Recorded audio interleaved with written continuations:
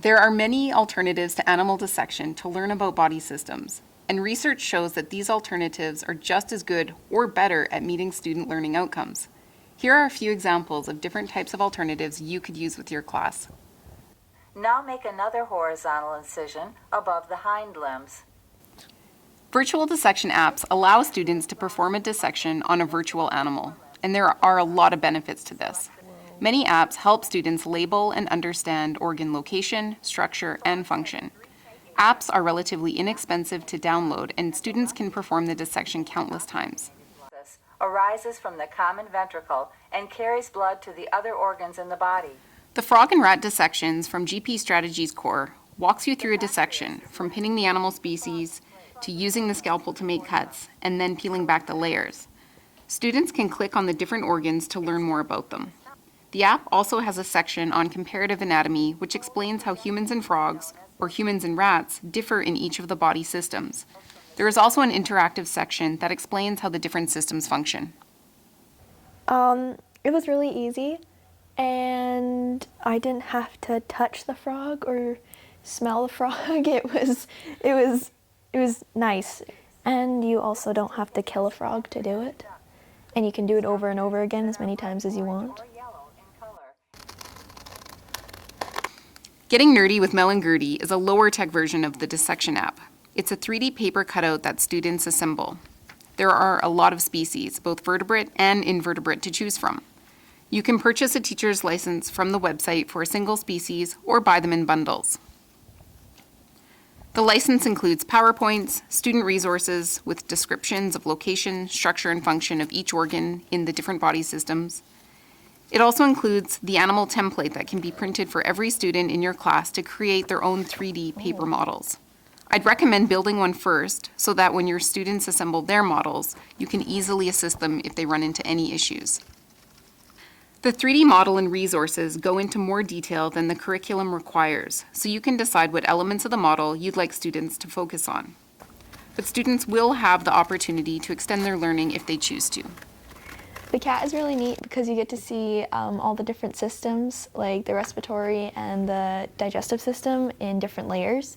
And I have a cat, so it's nice to see all the different parts.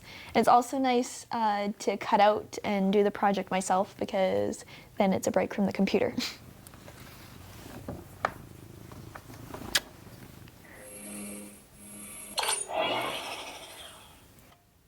Virtuality provides a 3D learning experience powered by a t-shirt and an app. It's a really fun and exciting way to learn about the body and see it as a living, functioning organism. You can order the virtual reality t-shirt from the Curioscope website. They come in a whole array of sizes. Here we are in your small intestine. The app is free to download, and they have a demo on their website that you can try before purchasing the t-shirt to see if it's something that you'd like.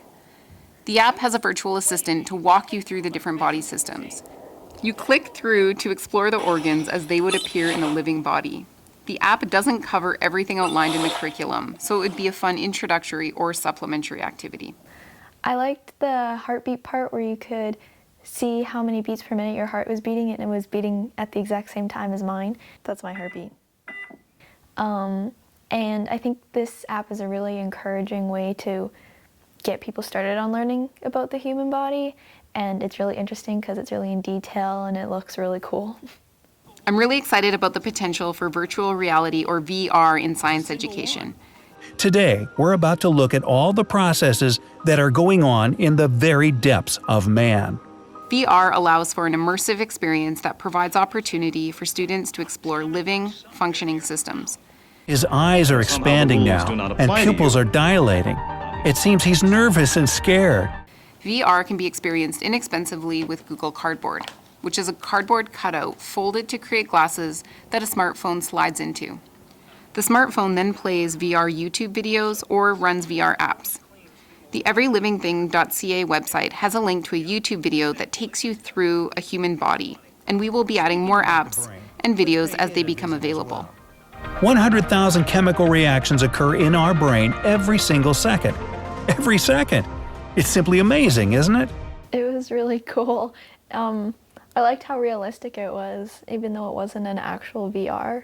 I thought it was really cool and you could see a lot, and I liked moving around and looking at everything.